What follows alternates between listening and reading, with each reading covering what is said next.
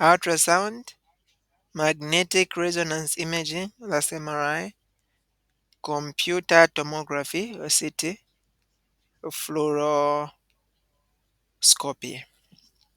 Any thought on this one? Which one is the imaging of choice in a patient that is 20 years when you are looking at breast cancer? Or just the breasts, not breast cancer?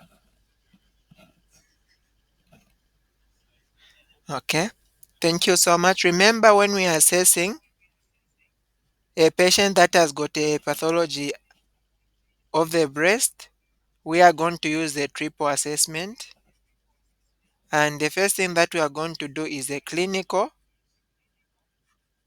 examination, where we're going to take the history, looking at the risk factors for the condition, and also we do the exam where we look at the breast lesion or mass that is there, the skin changes, the nipple changes. After we do the clinical exam, we can now do imaging. For imaging again, for people that are less than 30 years, you want to use an ultrasound. And then for those that are more than 30 years, you want to use a mammogram or mammography. And then after you do imaging, you now do a biopsy. And the gold standard biopsy, or the one that we prefer doing, is a true cut biopsy. Okay, so this is the triple assessment. So for a patient that is 20 years, we'll be able to use an ultrasound. And number two is saying colon is identified on X-ray by Ostra, valvulae convertes, characteres, tinea coli, none of the above. Any thought on this one?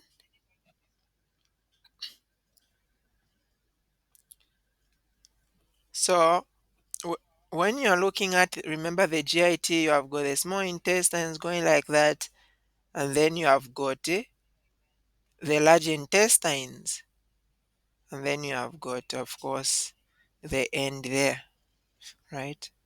So when you look at the colon, you have got the ascending part, the transverse, the descending, the sigmoid, and then the rectum at the end. The ascending, the transverse, the descending, these parts, this is what we call the colon. These guys are going to be made of some characteristic features. Actually, we also include, okay, mostly these guys here. So the characteristic features for these parts that we see, they have got ostrations, which are basically them looking like this. And then you have got the tinea coli. Okay, these are structures that you are going to be able to see on these large intestines. You also have these lines that move along the large intestines. So these are characteristic features of the large intestines. Now, specifically when you do an X-ray, you might not be able to pick up the lines, you might not be able to pick up the tissues, which we are calling the tinea coli, but you'll be able to see the dilatations and the points of constriction, and that's what we call the ostrations. And this is a feature actually that you're going to use when you are looking at someone that has got large bowel obstruction. If you just see these ostrations, it will tell you that this is large bowel instead of small bowel obstruction. Number three, saying one of the following is considered a strength of an ultrasound investigation. It shows the structure as well as some aspect of the function of organ. It is very expensive. It has high risk of radiation exposure. It images bone soft tissue very well. It is not readily available.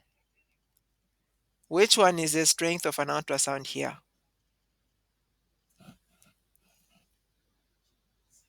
Any thought?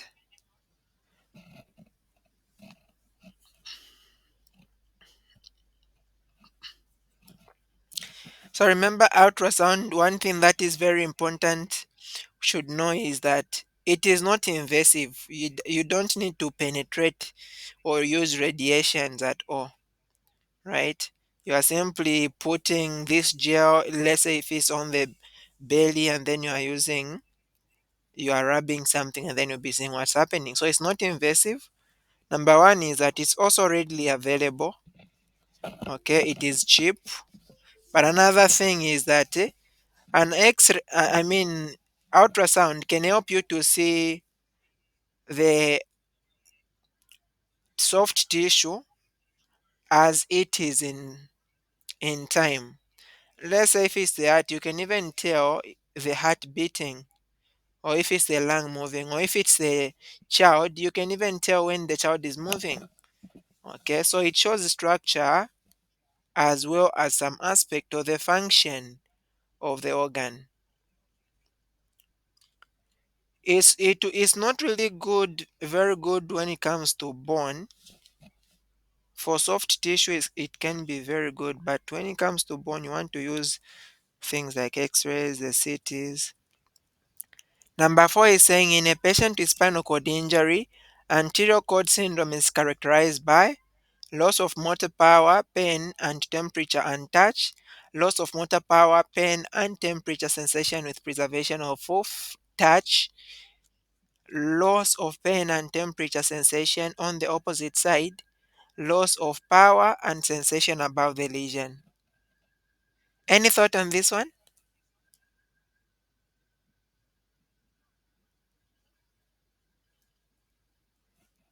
So it's actually good if we'll be speaking, unless if you are in the library. Yeah, so that you'll not be bored. Mm-hmm. Anterior cord syndrome.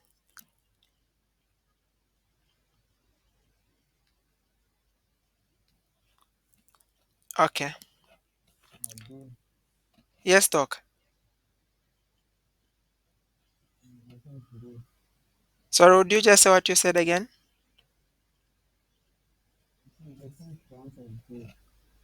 Okay, B. Do you want to explain why?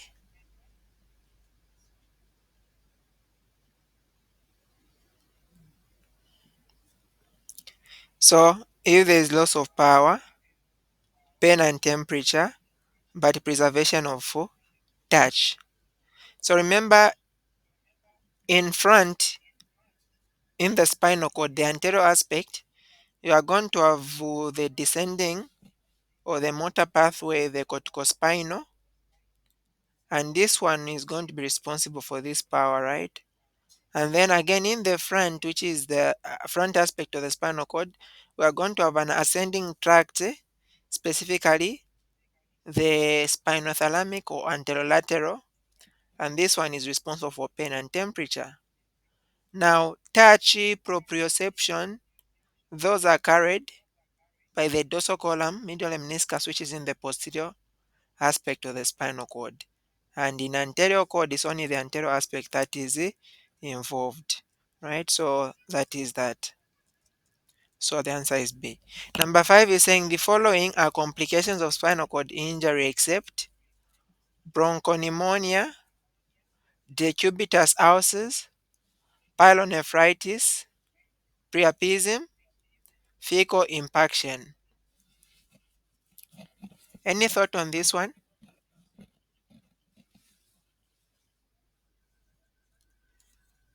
Which one is an exception when it comes to spinal cord injury?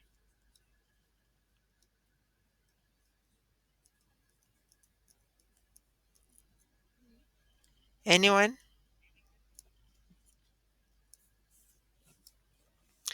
So if the spinal cord has been injured, there can be bronchopneumonia. And the thing is that remember, what happens in pneumonia is if the spinal cord is injured, uh, there are nerves that also innervate the GIT, right? And these nerves come from the spinal cord. Of course, the GIT has got also its own nervous system, which is the enteric nervous system. But you have got nerves like the vagus also, though the vagus is coming from not the spinal cord but the brain, but you have got other nerves that are going to be coming to the GIT. Besides that, you also have other nerves that will be going to the respiratory system, specifically let's say the diaphragm. Okay, so let's say there is injury at somewhere above C3, C4, C5. So it means that the phrenic nerve is not working well. So what happens is that there's going to be this problem when you're trying to eat. The contents might actually end up going also into the trachea, right? And that goes to the lungs, causing pneumonia. Decubitus ulcers can also happen because these are pressure ulcers. When you don't, if you've injured nerves, it means that sensation is lost. You step on fire, you step on a knife, you'll not be able to feel pain. So you'll be able to have these pressure ulcers or these decubitus ulcers because of lack of sensation. Pyelonephritis also can as well happen. This is going to be inflammation because remember again you have got some nerves that really go to the to the, sorry to the urinary tract, and so if there's a problem with these nerves, there's an injury to there is no innervation going to the urinary tract, it's possible you can have these also ascending infections that can as well get to cause inflammation, and that will lead to accumulation of pus. In the GIT again, if there is no innervation, motility is also affected, and that will be the same also with some digestion because these nerves are actually also important when it comes to the release of hormones. So there's going to be fecal impaction where fecal matter really can't be digested, it can be propelled. Priapism is mostly related to problems to do with blood supply. For example, if blood gets too close within vessels and then there's prolonged erection. So we can remove this one. Number six is saying all of the following are differential diagnosis for inguinal hernia in a female except inguinal lymphadenopathy, femoral hernia, inguinal abscess, femoral artery aneurysm, lipoma of the cord. Any thought on this one? I know you people are so powerful. You can't fail this one. Just like you can't fail anything other. Any thought? Okay, the one who is going to answer you are beautiful or you are handsome. If you don't answer. Yes, doc.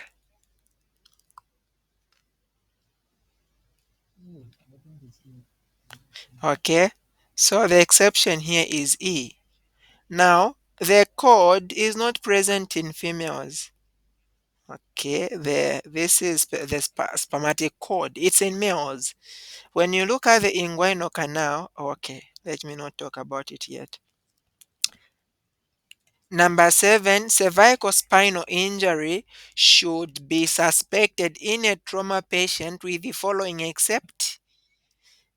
So remember, it's cervical. When should you not suspect that there is a cervical spinal injury? When there is severe head injury, back pain, high speed road traffic accident, femoral fracture, fall from height.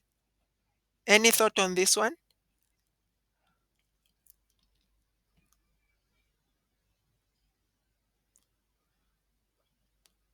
Okay.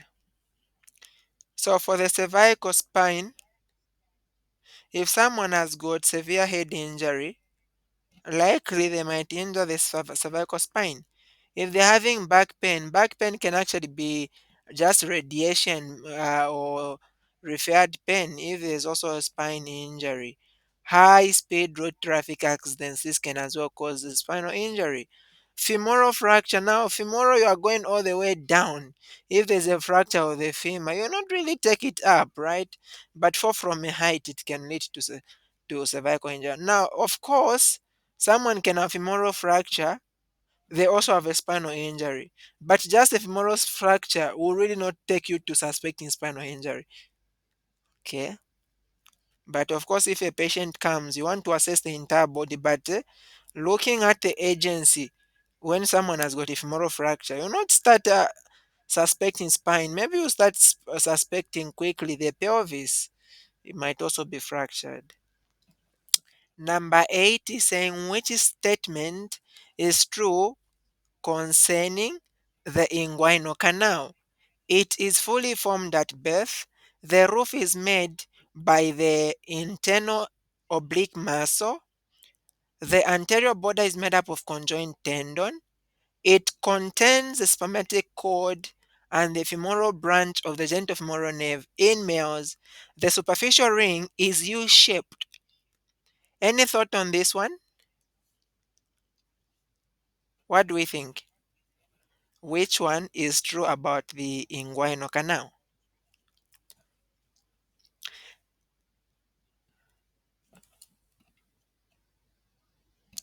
All right, thank you so much, my good dog. So let's just look at this. I'm attempting to draw that as a spine. Whew, okay.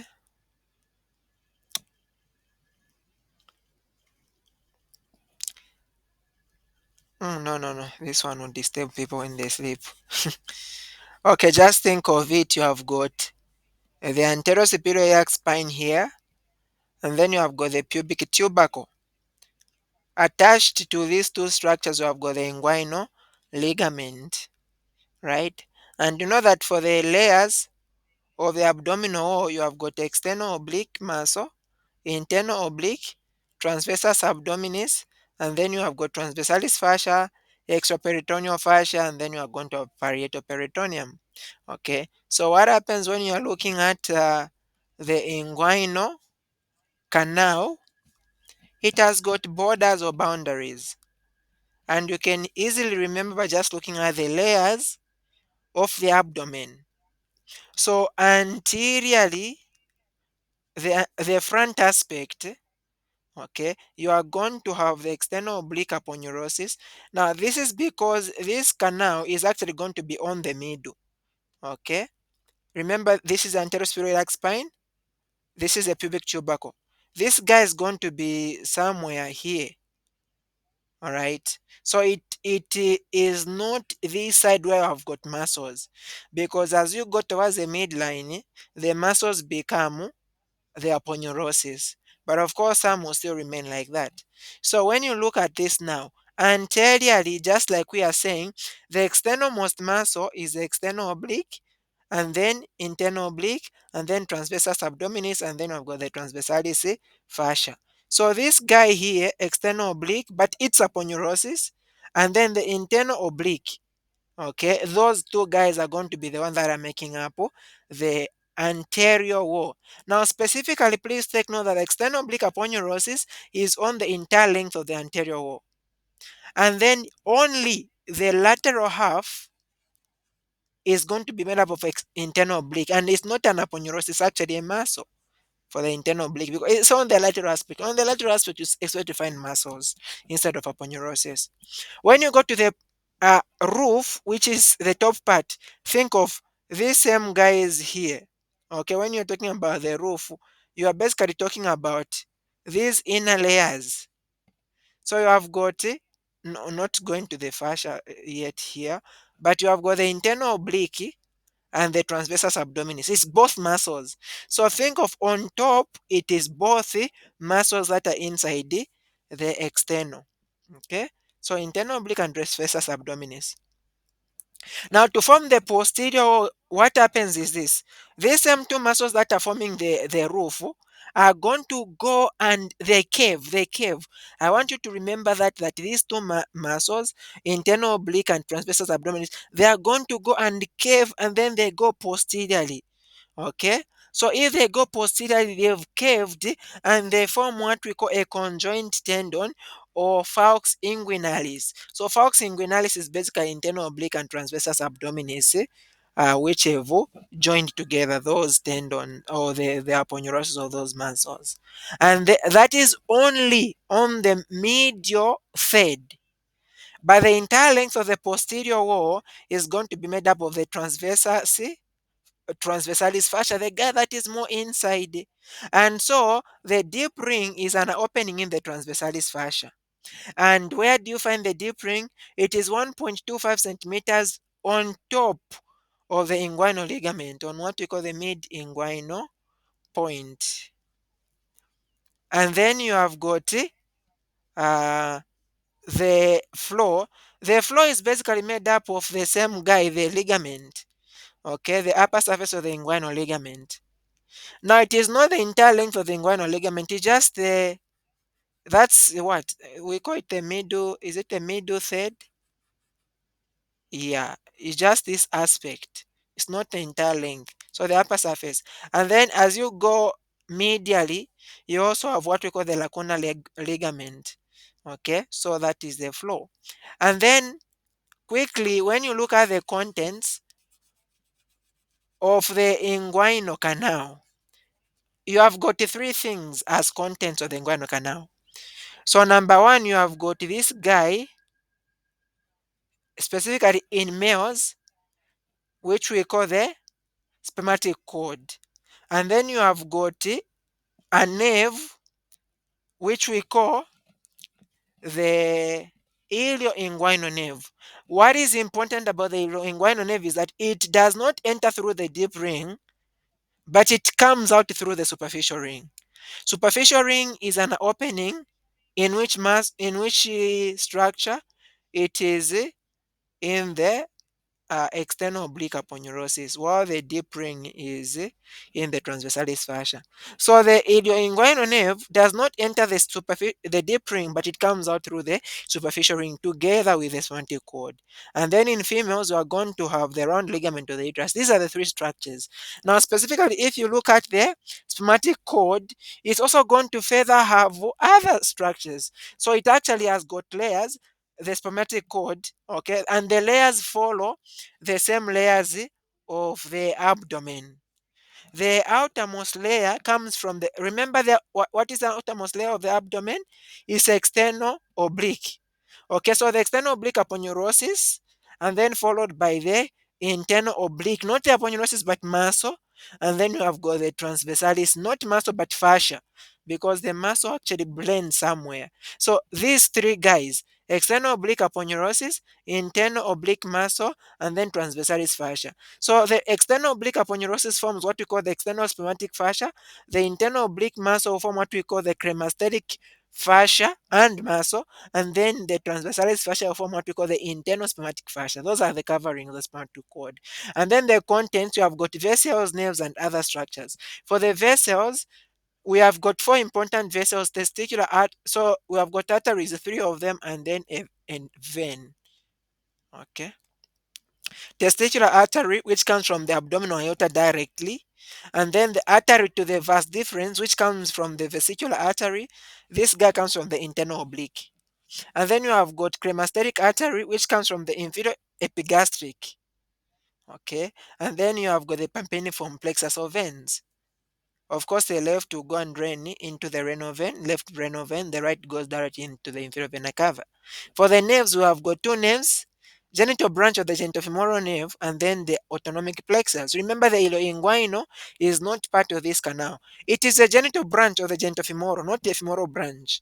Okay, and then we have got other structures like the remnant of the processus vaginalis, and then the vas deferens, and then the lymphatics of the testis, and the epididymis. So back to our question, which statement is true concerning the inguinal canal? It's not really it is not fully formed at birth. Actually, within the first few months, it will still be forming fully. Okay, and then the roof is made by the internal oblique muscle. Remember, we said this is true, isn't it? Internal oblique muscle and the transversalis, uh, the transversalis. Actually, the internal oblique and the transversus abdominis. And then the anterior border is made of the conjoint tendon. The conjoint tendon is going to form the posterior guy. It contains spermatic cord and the femoral branch of the genitofemoral. It doesn't contain the femoral branch. It's the It's a genital branch of the genitofemoral. Okay. Number 9 is saying, which statement is true concerning glomerular hematuria? It results in persistent microscopic hematuria with or without periods of gross hematuria. Blood does not originate from the nephron. It can be as a result of transitional carcinoma. It is always associated with pain. None of the above. Any thought on this one?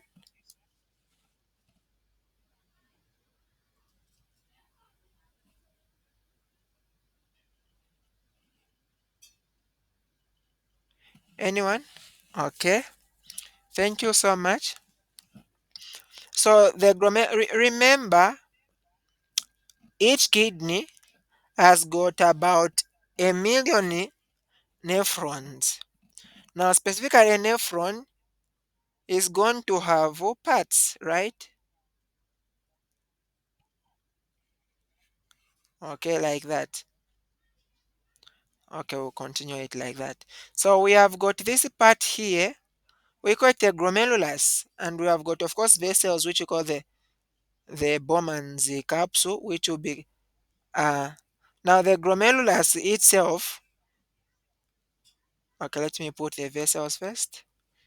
Here are going to be a tuft of capillaries. You have the afferent arterial and then the efferent. The artery is known as the glomerulus. And then we have got the Bowman's capsule, which is going to be this structure here. So when you're talking about glomerular hematuria, it is basically hematuria originating from this part, to be specific. So it results from persistent microscopic hematuria with or without the periods of gross hematuria. Yeah, if there's injury on the glomerulus, mostly it's going to be microscopic hematuria. Sometimes it can be gross. Now, B is saying blood does not originate from the nephron. The glomerulus is part of the nephron, so blood does originate from the nephron. Okay, and then C saying it can be a result of transition carcinoma. Transitional carcinoma, transition, when you look at the urinary tract, this structure, the nephron, is going to be made up of simple cuboid and also simple squamous epithelium. But as you go to the ureters, going to the bladder, these guys are going to have transitional epithelium. So even transitional carcinoma, expect it to be in those structures that have got transitional epithelium and not in the kidney itself. Okay, it is always associated with pain. Actually, it's not going to even have this pain. Okay, so that is that. So the best option we can go with here is A. Number 10 is saying, which of the following statements about the pathology encountered at esophagogastric junction is correct? An esophageal reflux stricture with a 2 mm lumen is not dilatable and is best treated with resection.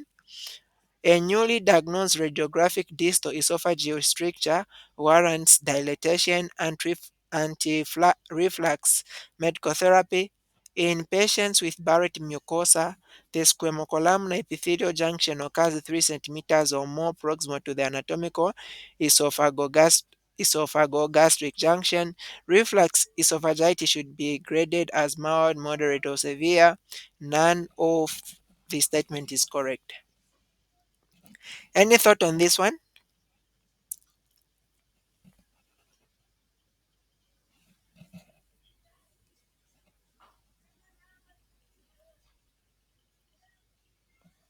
Anyone? Let's just try to make sense out of this. When you look at you have got the esophagus. Esophagus is about 25 centimeters, isn't it? When you when you are coming from the upper incisors, okay. And then we have got the stomach, okay, like that. At the point here where there is transition happening, it's you are going to have the physiological sphincter there, the lower esophageal sphincter here. Okay. So when you look at this guy, this sphincter, the epithelium in the stomach is simple.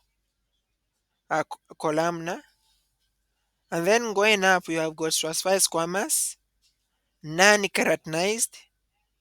So this point here is the point of transition of epithelium. So what happens is that if someone has got, let's say, peptic ulcer disease, the, this acid is actually going upwards, and so it will cause the epithelium of the GIT, I mean of the esophagus, to start changing to the epithelium of the stomach. So what happens in that case is that the esophageal, this guy here, the point where there is a change of epithelium is not going to be at this particular time. The epithelium of the stomach is going to be a bit higher. So you find that it goes up to somewhere here. This is where now there is a change of epithelium. So you have got this distance from here up to here. So this is what happens in Barrett esophagus. So the squamocolumnar epithelial junction occurs 3 centimeters or more proximal to the anatomical esophageal junction. In other words, instead of where it was supposed to be here, it moves a bit up 3 centimeters or more. That's when we are going to say there is actually this Barrett esophagus, or there is this change in epithelium. So the best option we are going to go with there is C. And what happens is that when there is a structure in the GIT, you want, normally what you want to do is to push something there and then get to dilate. Okay. Yeah. Instead of just going to resect. So option A is saying an esophageal reflux stricture with a 2 millimeter lumen is not dilatable and is best treated with resection. You can actually dilate. That's the first thing that you want to try, dilatation. And then B is saying a newly diagnosed radiological distal esophageal stricture warrant is dilatation and reflux medical therapy. So for this one again, a newly diagnosed radiological distal esophageal stricture warrants dilatation and reflux medical therapy. So this is again medical. Okay, whatsoever they are meaning for the medical, but for the management, when you have got a stricture here, what you want to do is you use like a balloon that you push in to try to enlarge the area. So unless there's something specific in the option that I've not really seen. And then this saying reflux esophagitis should be graded as mild, moderate, severe. For the esophagitis where there's inflammation of the esophagus, there is a grading system that is used, and they use A, B, C, and D instead of the mild, moderate, and severe. Number 11 is saying which of the following is most reliable for confirming the occurrence of a significant esophageal acoustic injury. Computed tomography scan, that is CT scan of the chest and abdomen, physical exam of the patient, barium esophagraphy, endoscopy, history of the event. So, which one is most reliable in looking at esophageal acoustic injury or injury to the esophagus? What do we want to do initially? Any thought on that one?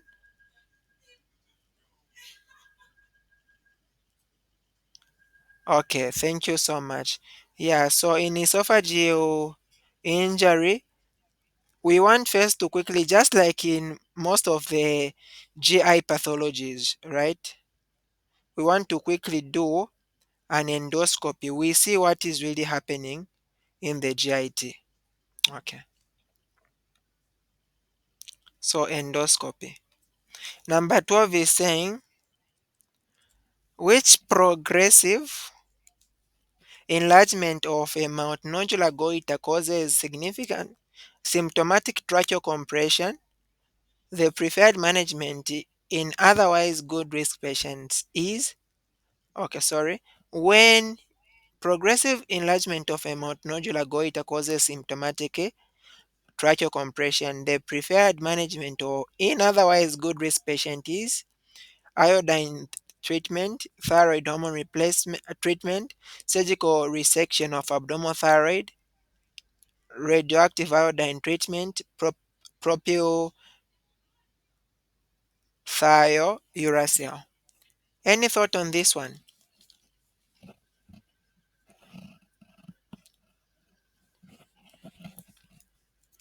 So this patient has got a multinodular goiter, and then it is causing tracheal compression.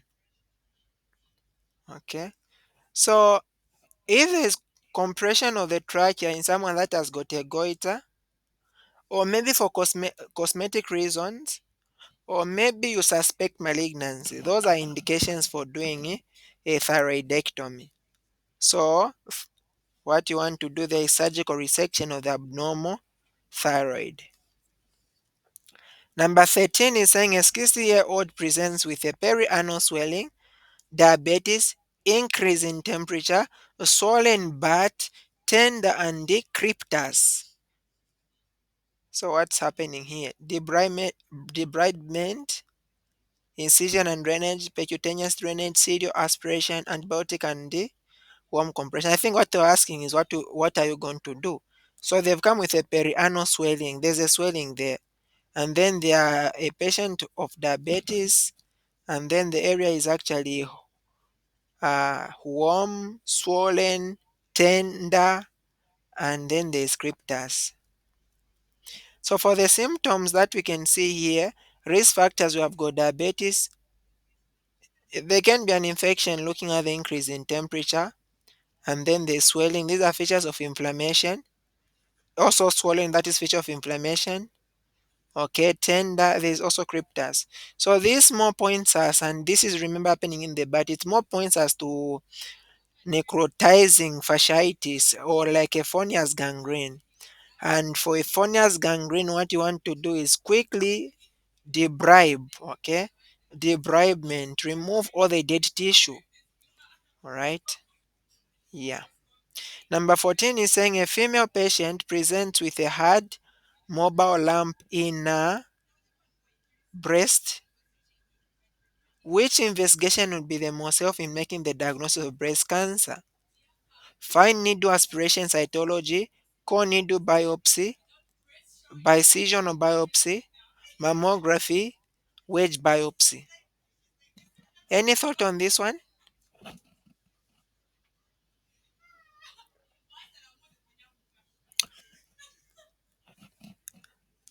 So remember, they've come with a breast pathology, a breast lump, and you for the triple therapy you do the clinical and then you do the imaging, but then you want to make a diagnosis. Okay, so for the diagnosis you want to do a biopsy, and the gold standard biopsy to diagnose breast pathology is where you get tissue, not cells, not fluid. So there you do a core needle biopsy. What happens in a core needle biopsy is that you are going to get a big chunk of tissue, and then you take it for histopathology and the investigations. Fine needle aspiration can also be done, but it's not better than core needle because this one will basically just pull out cells or just fluid, but you want to look at the mass. Okay, you want to have at least a big tissue so that you can look at it well. Number 15 is saying the commonest location of anal fissure is midline, posterior, midline anterior, left and lateral, right lateral. Anyone with a thought on this one? Anal fissures?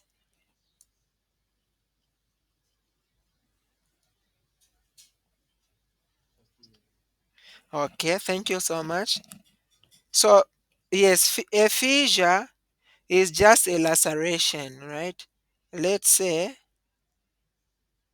this is the end of the GIT. So sometimes, let's say someone is training a lot, there can be these lacerations. If it is up in the esophagus, we can say Mallory ways. But here, these are fissures. Most of them happen on the posterior aspect, on the midline, not common in the sides. Okay. The anterior fissure is very rare and is more common in females. So these are conditions that present with pain. Okay. So other condition that presents with pain when it comes to the anorectal region is proptalgia forgax. This one is a condition where someone presents with pain, but then you can't deduce what is causing that. That's proptalgia forgax. And then you have got hemorrhoids. Hemorrhoids is where basically blood is accumulating in these cushionings, okay, or the veins on the anal area. And for these ones, they commonly occur at the 3 o'clock, 7 o'clock, and 11. When you look at a watch like that, so 3 is here, and then at 7, remember 6 is here, so 7 is at this point, and then also 11. Remember 12 is here, 11 is here. So these are the common locations. Okay, here, here, and there. So we have got external hemorrhoids and internal ones. So the answer for this question is actually midline posterior. Now for the hemorrhoids, the external ones, because when you look at the GIT, you have got this point, we have got a point here that will differentiate the area that originated from endodem from the area that came from ectodem. So the area that came from ectodem is innervated by somatic nerves. The area that came from endodem is innervated by visceral nerves. So these guys barely feel pain, but somatic, this feels pain. So the internal hemorrhoids are actually painless, and then external ones are going to be painful. The line differentiating or separating these two guys, we call it the dentate line or the pectinate line. For these hemorrhoids that are internal, you can grade them into four. You have got first degree. These are hemorrhoids that are bleeding, but they are not prolapsing. You can't see them outside, and there's no pain. The second degree, they can prolapse, but they can go inside by themselves. The third degree, they can prolapse, but they can't go direct back within themselves until you push them back. Okay. And then the fourth degree, these are the permanent ones. And this is what was being mentioned to say. Don't love greeting people. You don't know, maybe they're pushing what? Okay, they're pushing. Number 16. A 28-year-old male was injured in a motorcycle accident in which he was not wearing a helmet. On admission to the emergency room, he was in severe respiratory distress and hypotensive. The BP is 80/40 and appeared cyanotic. He was bleeding profusely from the nose and had an obvious open femur fracture with exposed bone. Breath sounds were decreased and the left side of the chest on the left side of the chest. The initial management priority should be, remember this patient, motorcycle accident, was not wearing an helmet, okay, is in severe respiratory distress, hypotensive, cyanotic, meaning there's a problem with the airway. He is bleeding profusely, okay, so problem with airway and then bleeding profusely. What's that? That's circulation, okay, and then breath sounds were decreased. Decreased breath sounds, it might mean that there's a problem with breathing. What will be the initial management? So I've got A, B, C. Control of hemorrhage with anterior and posterior nasal packing, tube thoracotomy in the right hemithorax, endotracheal intubation with inline cervical tracheal, inline cervical traction, obtain IV access and begin emergent stripe or blood transfusion, obtain cross-table cervical spine film and chest film. Any thought on this one?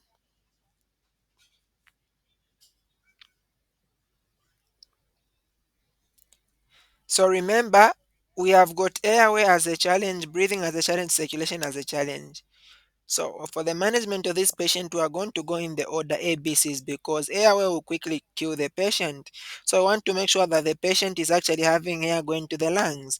So what do you do if someone has got the airway as a problem? You want to quickly you try to do a jaw thrust, or maybe this neck tilt.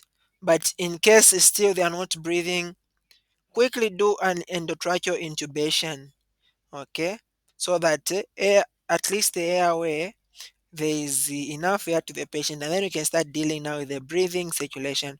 Of course, this is happening so quickly. It's not like we are letting the patient to continue bleeding, but we are just paying attention to what matters the most. We should also correct the bleeding in this case, but airway is very important because they will die so quickly in comparison to the loss of blood. Okay. Number 17 is saying the most common hernia in females is femoral hernia, direct inguinal hernia, indirect inguinal hernia, obturator hernia, umbilical hernia. Any thought on this one?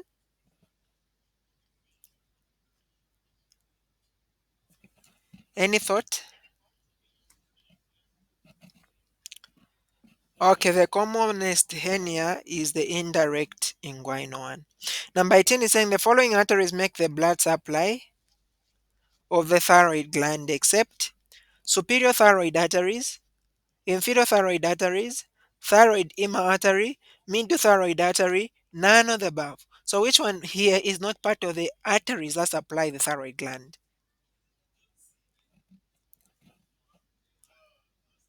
Any thought? Lidi Baradosh. Anyone?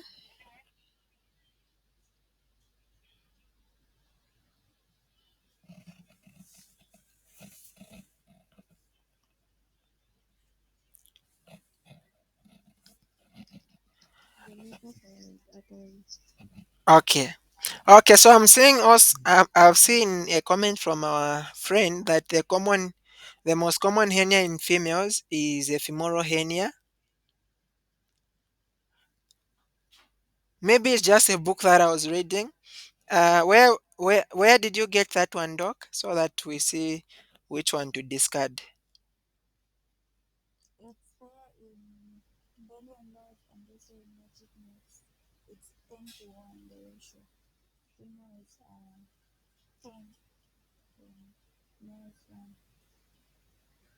Okay. All right. Thank you so much. So I'm told it's a femoral hernia, but I think from what I checked, I just couldn't see that from Belly and Love. All right. So number 18, the answer is the middle thyroid artery. This one is not part of the arteries that supply the thyroid gland. Now, when you look at the blood supply to the thyroid gland, you have got, of course, from this guy, the common carotid and the external carotid. You are going to be having the superior thyroid, and then we have got the inferior thyroid, and then we have got thyroid ema that comes out from the thyrocervical trunk, which is a branch of the subclavian. When it comes to the veins are a bit different. Of course, you have got the superior thyroid vein that drain into the internal jugular. You have also the middle thyroid vein and the inferior thyroid vein. Middle thyroid vein also drain into the internal jugular. The inferior thyroid would drain directly into the subclavian and specifically on the left subclavian. So that's the difference. For the veins, you have got middle thyroid vein, but for the arteries, we have got the thyroid inner artery. Okay. Number 19 is saying dash is a marker for the diagnosis of pancreatic cancer. CA15-3, CA19-9, alpha fetoprotein, carcinoembryonic antigen, CYFRA21-1. Which one is a marker of the pancreatic cancer here?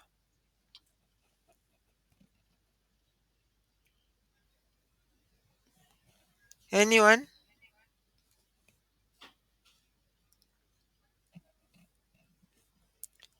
Okay, the CA19-9, this one is a marker. Just like this guy, which, yeah, for pancreatic cancer, yes. Okay, CA99. Of the common complications of thyroidectomy, the one that may be avoided through prophylaxis is injury to the recurrent laryngeal nerve, injury to the superior laryngeal nerve, sym- symptomatic hypocalcemia, thyroid storm, post-operative hemorrhage, and wound hematoma. So which one can we avoid if we do prophylaxis among these complications of thyroidectomy? Any thought? Thyroid storm. How can we avoid it?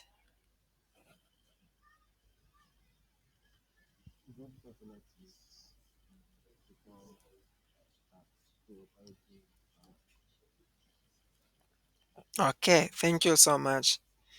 So the thyroid storm. So before you start doing the surgery, give some antithyroid drugs. Okay. So that, because the thing is this, for the complications of thyroidectomy, we have got the recurrent laryngeal nerve can be injured, and that can cause hoarseness of the voice. The superior laryngeal nerve can also be injured, that will cause, of course, also voice problems. And then you have got also hypocalcemia. And how hypocalcemia comes in is because you have got attached to the thyroid gland, you have got posteriorly. Okay, this is a lobe, this is another one. Posteriorly, you have got the parathyroid hormones. So as you remove the thyroid gland, you can actually end up removing the parathyroid hormones. And these are the hormones that are involved in increasing calcium in the body. So if you remove them, you can end up with hypocalcemia. And then thyroid storm can happen because when you remove the thyroid gland is actually the one that helps in the release of the thyroid hormone T3 and T4. Okay, so if you get to remove them, what happens in that case is that think of you removing the negative feedback mechanism, because T3 and T4 actually inhibit the gland on top, right, which is the anterior pituitary, from releasing more T3 and T4. So if you cut part of this gland, it will be a reflex mechanism, and that will the removal of these glands, or I mean the removal of, yeah, the gland will cause this T3 and T4. It's more dropped, and then there's that mechanism stimulating the anterior pituitary, and then there's a release of a lot of the hormone, unless you've really removed everything. Okay, so that leads to uncontrolled thyrotoxicosis, which is just an increase in the thyroid hormone, and that will lead to the thyroid storm. Another thing that can be a complication is hematoma or hemorrhage. Number 21 is saying the IV fluid that a 18 kg 5-year-old child with 30% burn should be given in the first 24 hours following injury is. Remember, this one is 18 kg. So when we use the Parkland's formula, 18 times the percent body surface area, okay, and then times the times 4, which is a constant, that will give us 2060, 2160. And when you're using the Parkland's formula, the fluid that we use here is Ringer's lactate. So that is going to be the answer there. Number 22 is saying a 40-year-old female underwent laparoscopic cholecystectomy for cholelithiasis.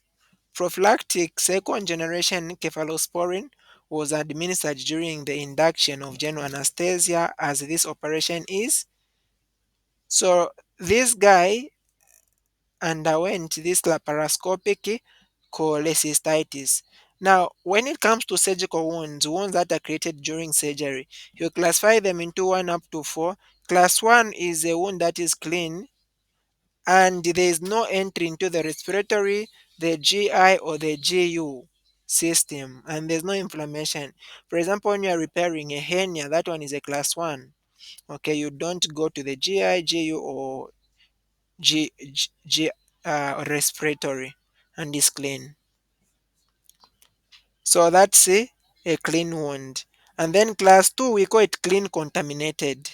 This is where there's controlled entry into the GI, the GU, or the respiratory without unusual contamination.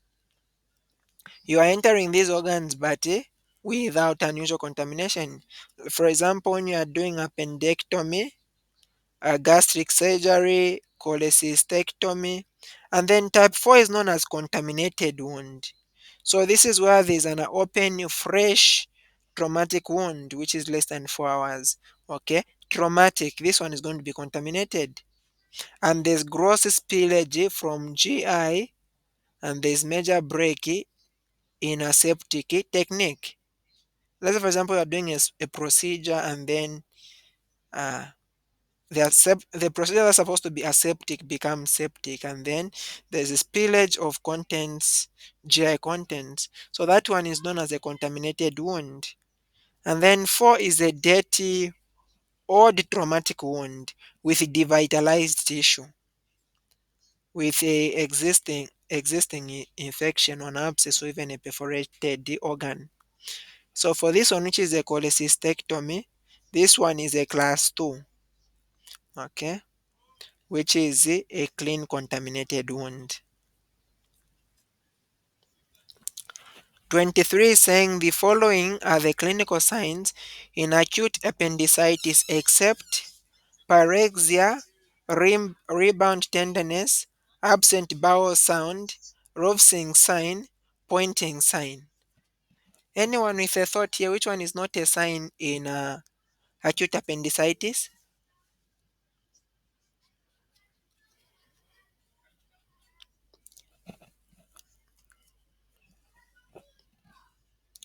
Okay, thank you so much.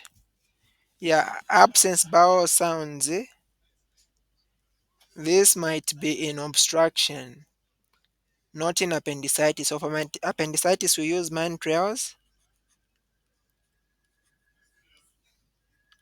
Okay. And some of these are signs, others are symptoms, others are investigations. So for the Mantrails, that's what we call the Alvarado score. The M is migratory right iliac fossa pain, and then the A in Mantrails, that's anorexia. The N is nausea or vomiting. Each one of these is given a 1. These are symptoms. For the signs, Mantrails, TRELS. So the T is tenderness in the right iliac fossa. There are only two things that you give it to: tenderness and leukocytosis. And then R is the rebound tenderness in the right iliac fossa. Okay. And then you have got elevated temperature, leukocytosis, and then shift to the left of neutrophils. In other words, the neutrophils are just increasing. So for this score, if you find 9 or 10, that is meaning that there is a very probable chance of having acute appendicitis. 7 or 8 is a probable. 5 or 6 is a possible or likely.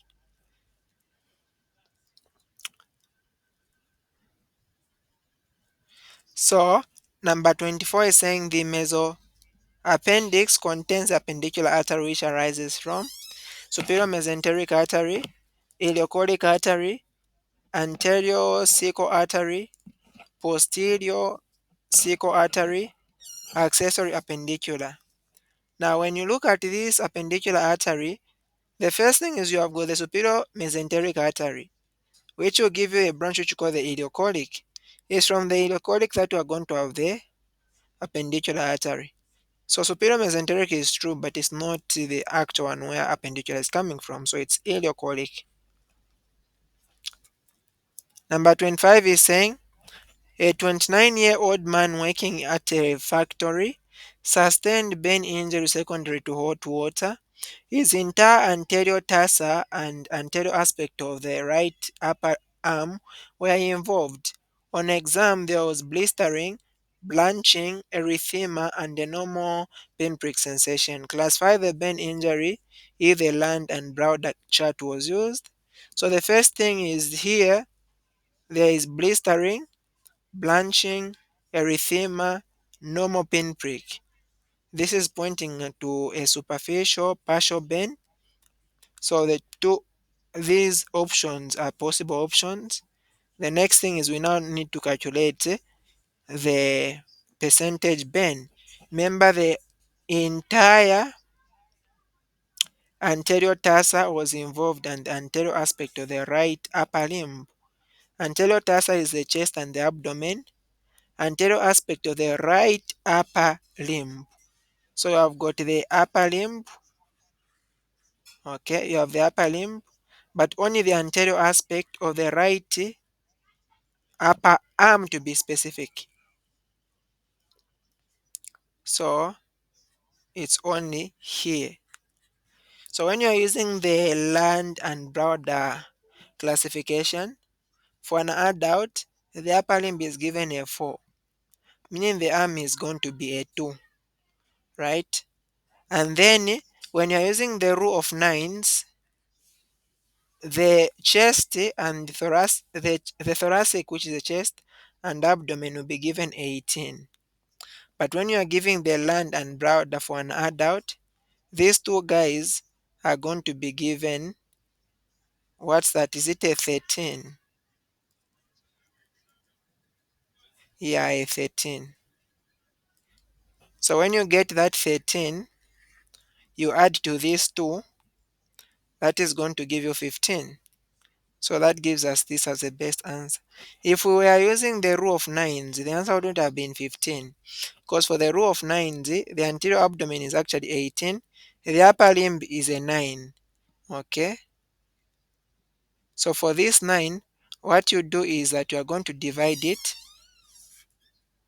up and down. So on top is going to be 4.5, down is going to be 4.5. But now this 9 is for the entire both the anterior and posterior. So this 4.5 is for the entire arm. So if you just want the anterior arm divided by 2, so that would be like a 2.25. So divided 2.25 for the anterior aspect only, and 18 would have given us 20.25. Okay. So that is what we have to be aware of.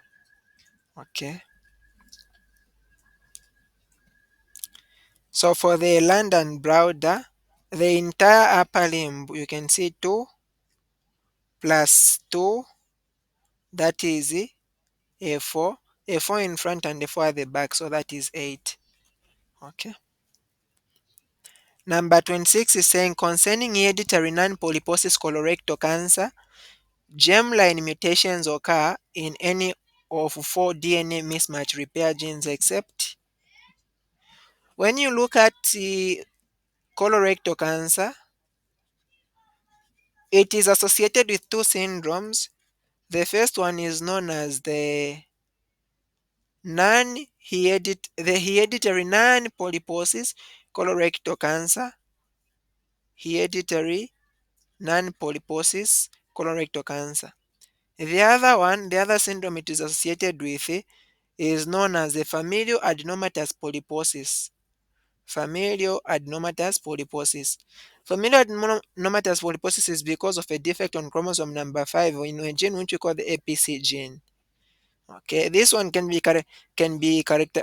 You can have other forms of it. Okay, so when you have got the familial adenomatous polyposis, you can have different forms of it depending with which other organs uh, the extra intestinal organs being involved. For example, if you have got the osteomas of the mandible, the skull being involved, long bones being involved, we call that as a Gardner syndrome. And then if you have got specifically the central nervous system being involved, particularly if there is a medulloblastoma, that would be called Charcot syndrome.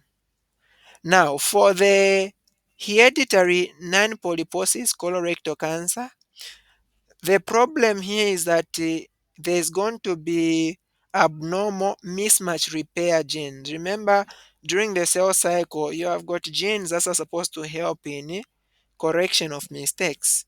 So I've got mismatch repair genes.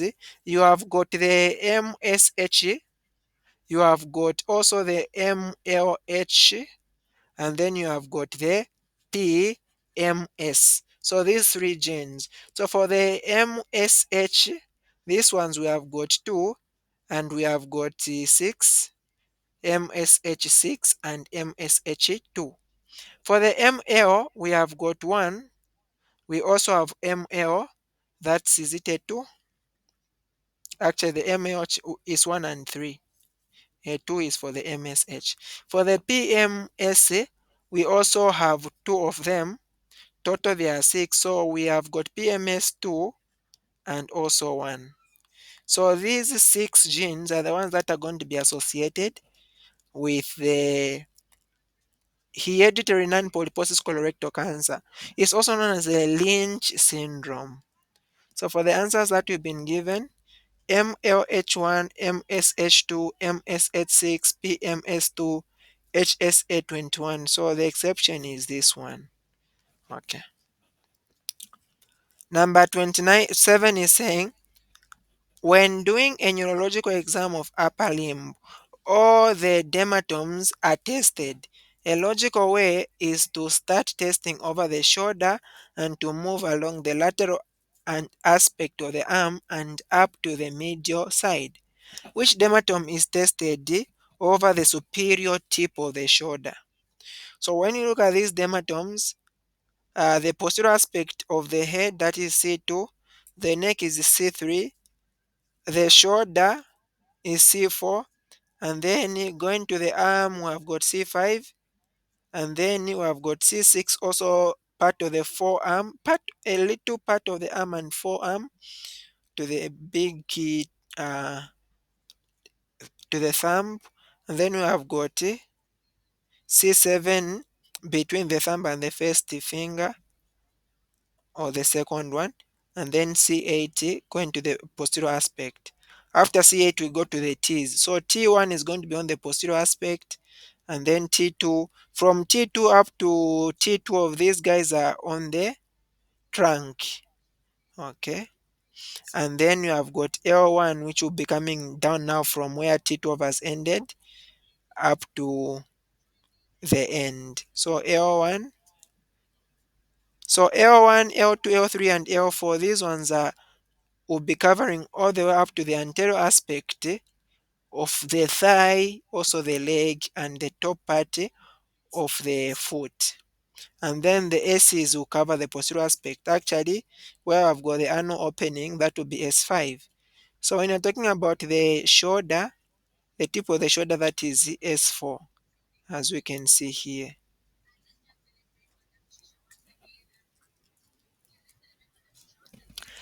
Number 28 is saying,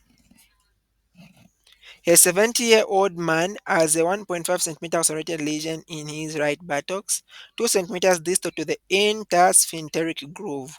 Where is the lesion located? So when you look at the anal area, as we can see here, we have got this point here where we've got the pectinate line or the dentate line. Okay, the dentate line. We have got what we call the columns of Mogagni just there. And then when you get to go outside, that area we are going to have just on the outside, that's where we're going to find the intersphincteric groove. And then as you get to go on the inside, you have got the mucosa now of the rectum. So here we've been told 2 centimeters distal to the intersphincteric groove. So the intersphincteric groove is somewhere here. So 2 centimeters from there, we are going to hit what we call the margins. Okay, the margins of the anus. So that is the ano margin. All right.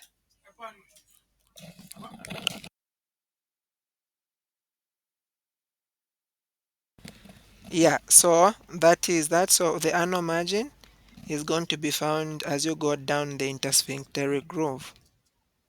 Okay. Number 29 is saying a 24-year-old man arrives at the emergency department with a 1 day history of right lower quadrant pain. CT demonstrates a dilated appendix, periappendicular standing. What is the next best step in management? Appendectomy, cholecystectomy, colectomy, discharge from ED, admit for observation. Remember, 1 day history of right upper quadrant pain. The pain initially started periumbilically and then migrated to this area. Then there's also anorexia. What are we going to do for this one? Appendectomy, cholecystectomy, colectomy, discharge from ED, admit for observation. Any thought?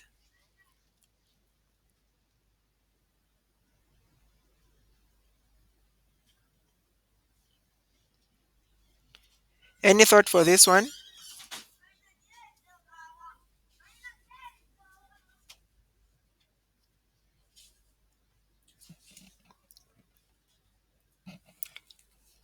All right, thank you so much. So the CT demonstrates. So since the CT is already telling us there is a dilated appendix, periappendicular stranding, so we can do appendectomy. Now, we don't quickly do an appendectomy if for someone that comes we're suspecting appendicitis. Instead, you want to first do everything that you can that is medical, the drugs and such, before you can do the appendectomy. But in this case, if there's confirmed dilated appendicular appendix, periappendicular stranding. Number 30, we can end at 30 for now, isn't it? You are called to evaluate a 21-year-old man who came to emergency department with 16-hour of acute abdominal pain. To the following is the most common cause of abdominal pain requiring surgery. This is a 21-year-old man. Pancreatitis, acute cholecystitis, small bowel obstruction, acute appendicitis, mesenteric infarction. Any thought on this one?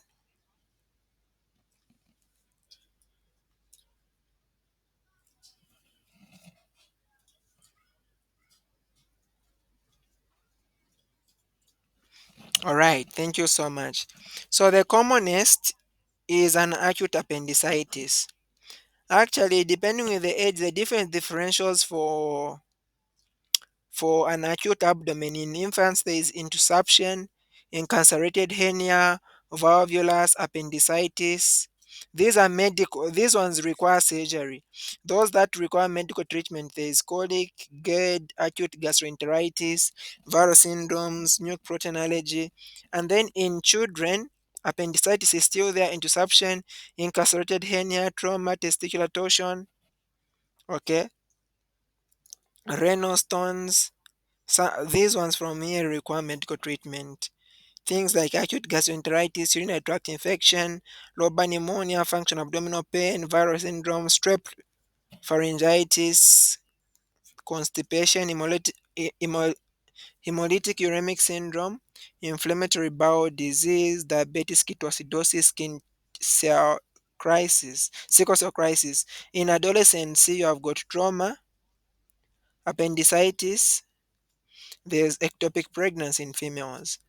And then those that require medical treatment, testicular testicular ovarian torsion is also part of them which requires surgery. And then for those that require medical, renal stones, cholecystitis, acute gastroenteritis, UTIs, pelvic inflammatory disease, dysmenorrhea, inflammatory bowel disease, IBS, and then DK and pancreatitis. So the commonest that you can see throughout here that requires surgery is the acute appendicitis. Okay. These ones are very short and interesting. Let's quickly answer them.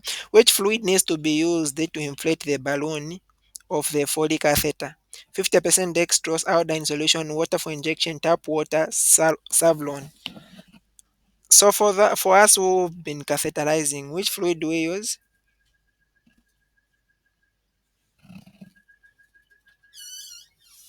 Okay, so it is the water for injection. Of course, because of lack of resources, we also use tap water. Sometimes even normal saline. Yeah, but the best is water for injection. Normal saline is a problem because the crystals can form in the balloon. Tap water is also because it's not sterile. You risk infection.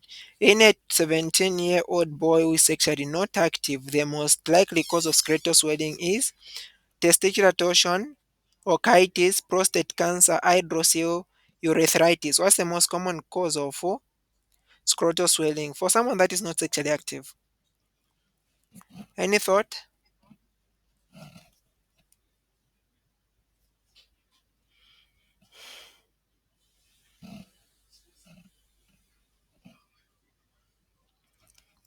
Okay. So the best one we can pick here is torsion.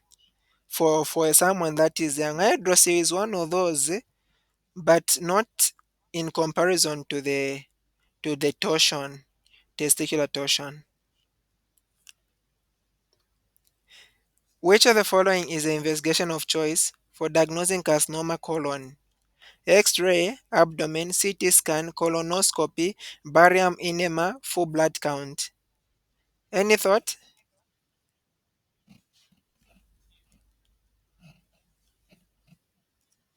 Why are we not picking our favorite full blood count here?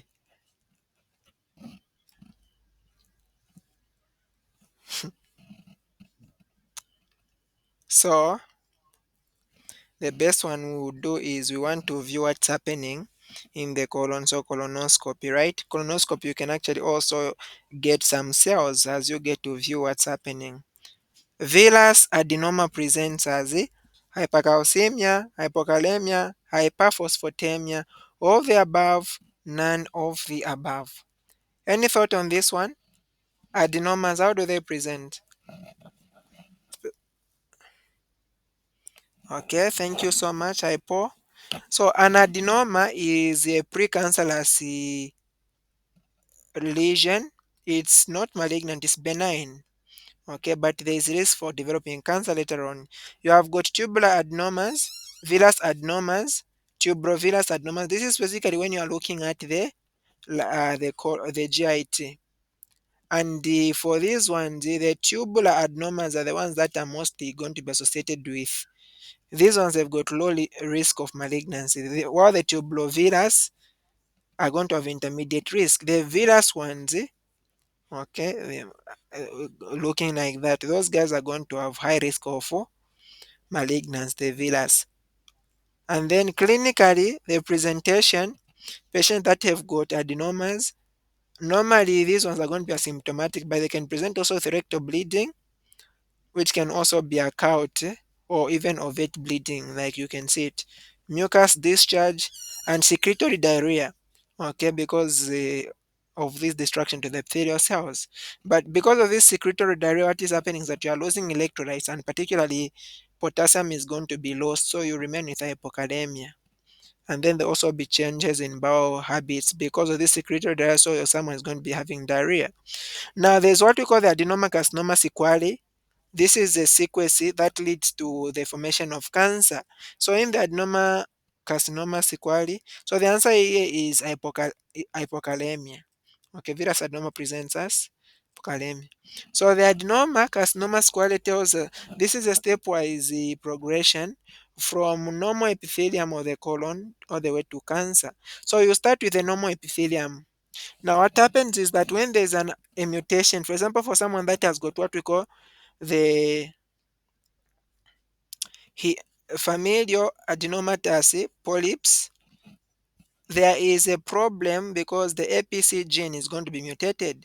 So because of this mutation in the APC gene, what happens is that there's going to be dysregulation of signaling cascades, and that leads to uncontrolled proliferation of cells. So the normal epithelium becomes an early adenoma. And what happens later on is that there's also going to be what we call the KRAS gene. So it is also going to undergo mutation. Now, this is an oncogene. It's a gene that can promote cancer. Okay. So when this gene is mutated, it promotes the growth and progression of the adenoma that started already because of the APC gene mutation. And that leads to polyps enlarging. Those same ones that started developing. So the early adenoma will go into an intermediate adenoma.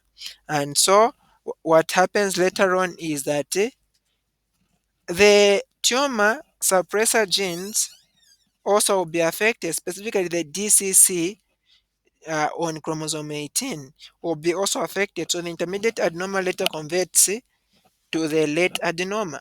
And then when there is again mutation to the P53 gene, that is going to now cause these cells not to be, remember when cells are abnormally dividing, P53, this one is supposed to suppress these genes.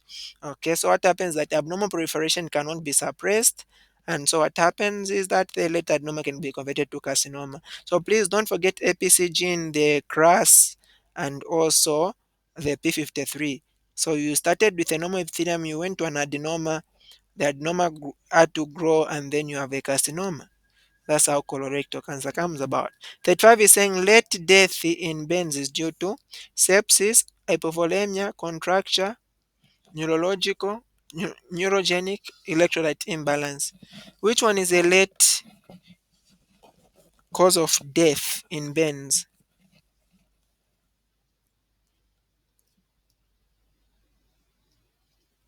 Any thought?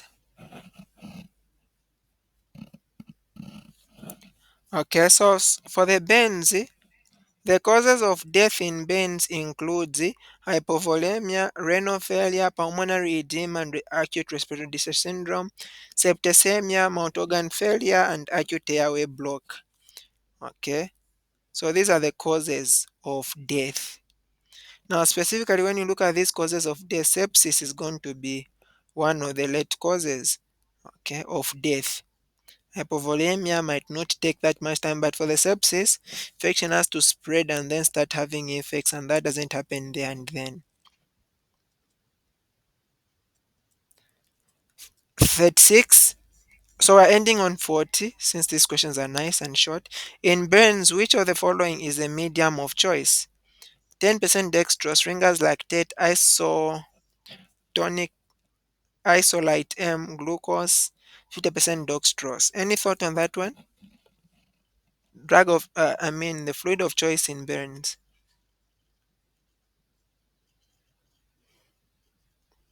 Thank you so much. So Ringer's lactate. Remember when you're using the Parkland's formula, you calculate the amount of the volume of Ringer's that you are going to get by multiplying 4 times percent total body surface area times the weight in kgs. Number 37 is saying all the following are true regarding fluid resuscitation in bent patients except A. Consider IV resuscitation in children with bends greater than 15. Oral fluid must contain salt. Most preferred is Ringer's lactate. Half the fluid calculated is given in 8 hours. None of the above. So any thought on this one? Which one is not true when you are talking about fluid resuscitation in bends? Which one is not true? Anyone?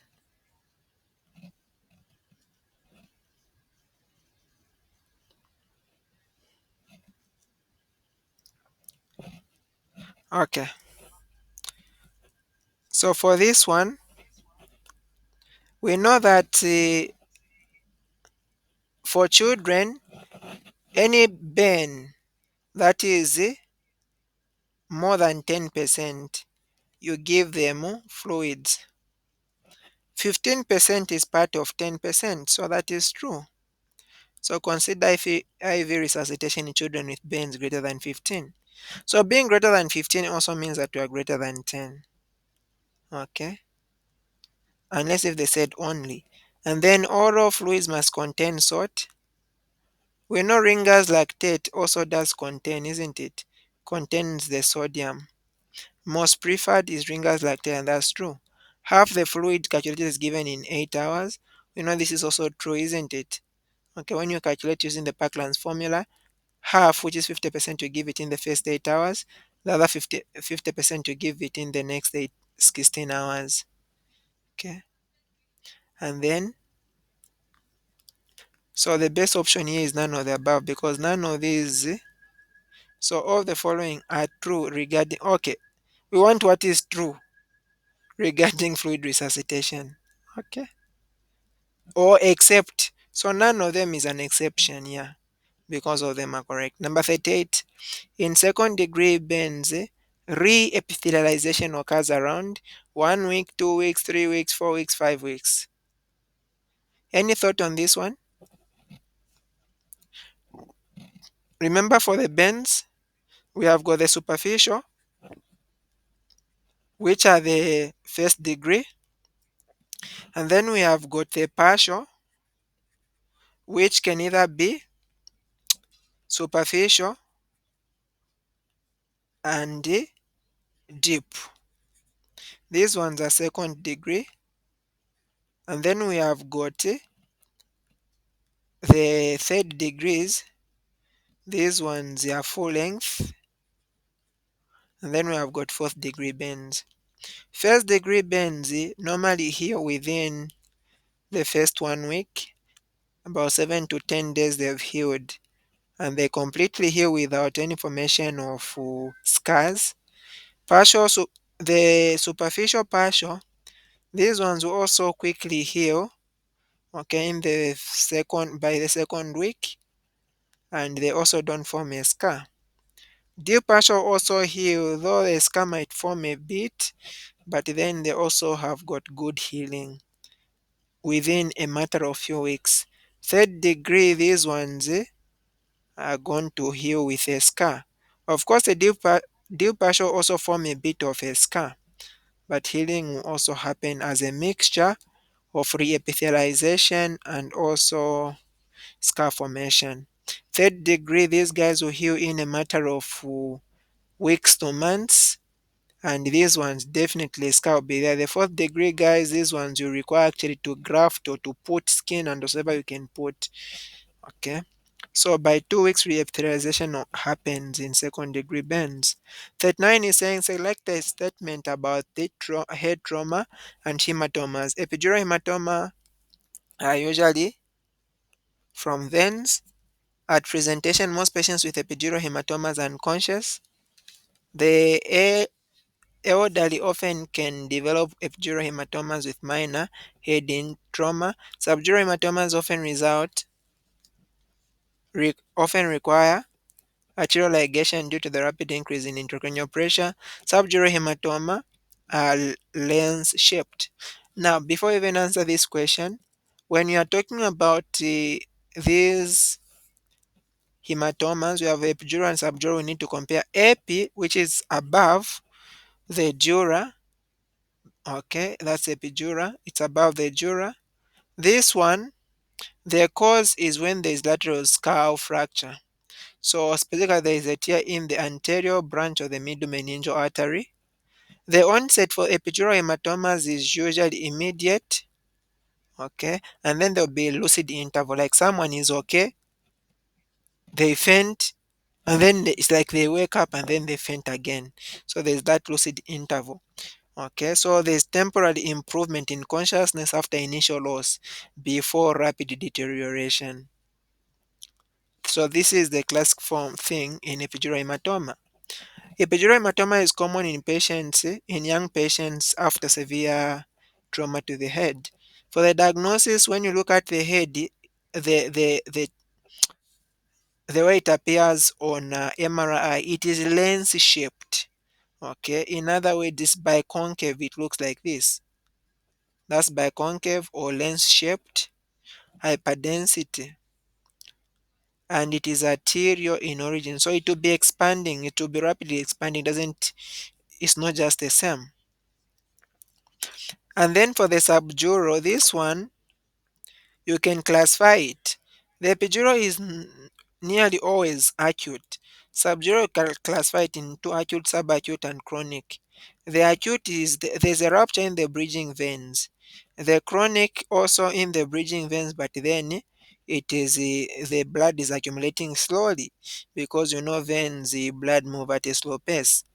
Okay, the acute one is less than 24 hours, and for the signs, the acute one, there's going to be a decrease in the glycoma scale, there's going to be pupil changes, motor deficit, and then chronic headache, confusion, even hemiparesis, and for core neurological signs. So the acute one normally happens in older adults, those that use alcohol. The chronic one also still happens in the elderly who are alcoholics. Okay, so when you look at the appearance on MRI, it is crescent shaped. It goes like this. It follows the way the skull is. It will be following the skull like that. So it's also known as banana shaped. Now this banana shaped or crescent shaped, this one is going to be in the acute phase. As the state becomes subacute and chronic, it starts to show hypodensity. In other words, it's not going to be as white as in the acute phase. So for the management of this condition, uh, for the subdural, it requires surgery. Okay. So so for the that is the acute one, it will require immediate surgery. For the chronic, if you can evaluate if symptoms are there. Otherwise, it can as well resolve. But what is important for us to take note for the epidural, it is a medical emergency. Okay, so that one requires the neurosurgery. For the management for these subdural hematomas, for the acute one, it requires surgical intervention. Acute is with less than 7 days, and what you do is craniotomy. You make an opening in the bone. Okay. You can also do conservative management if the cases are really mild. For subacute, 8 to 21 days, this one is conservation. You can also do surgery, but surgery you can do a baho or craniotomy. For the chronic, a baho. Please take note, okay, for subacute and chronic, you start first with a baho. That's the one you want to do. So if that's the management for subacute or chronic, we're supposed to say a baho. But you can also do craniotomy. So if you mention craniotomy first, it was categorically stated they will not be able to mark you that. So mention a baho, but for the acute, it is craniotomy. You don't do baho there. All right. So back to our options, we want what is true about these. Epidural hematomas are usually from veins, and we know this is false because that's artery. At presentation, most patients with epidural hematomas are unconscious. Okay, these guys are going to be, they'll first be conscious, they become unconscious. I mean, they're first unconscious, and then they'll be conscious, and then unconscious. So depending with at which point, but mostly this is going to be true. They'll be unconscious at most of the times. And then see saying the elderly are often develop epidural hematomas with minor head trauma. So there should be trauma here, not just minor. Yeah, for these elderly who use alcohol.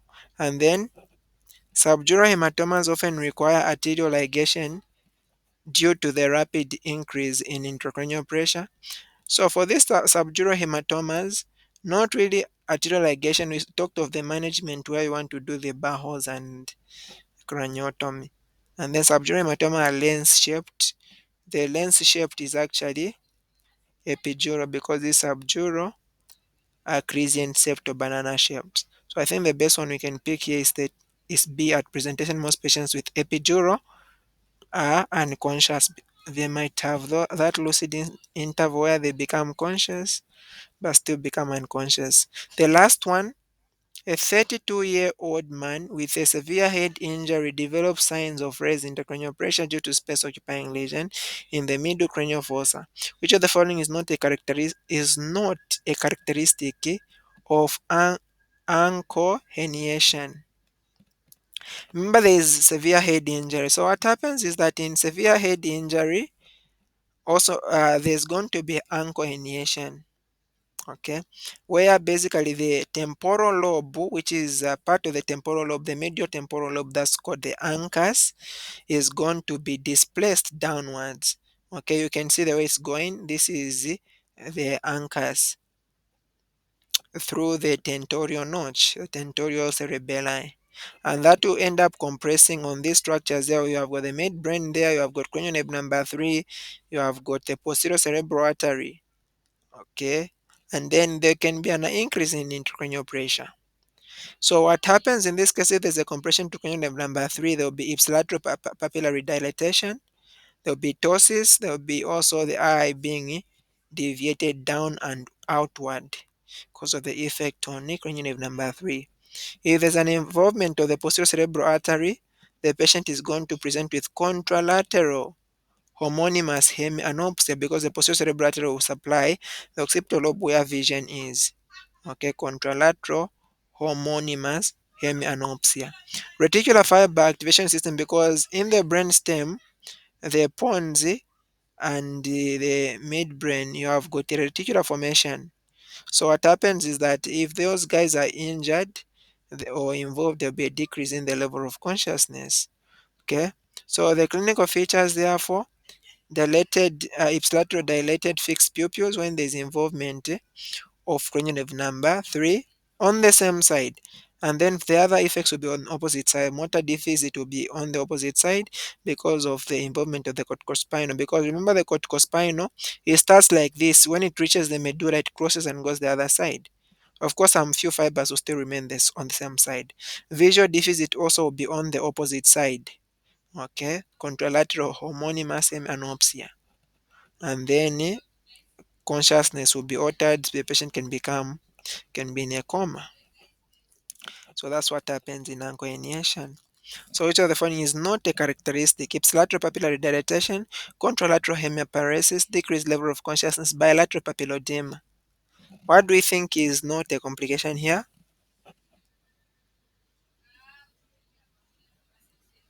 Any thought?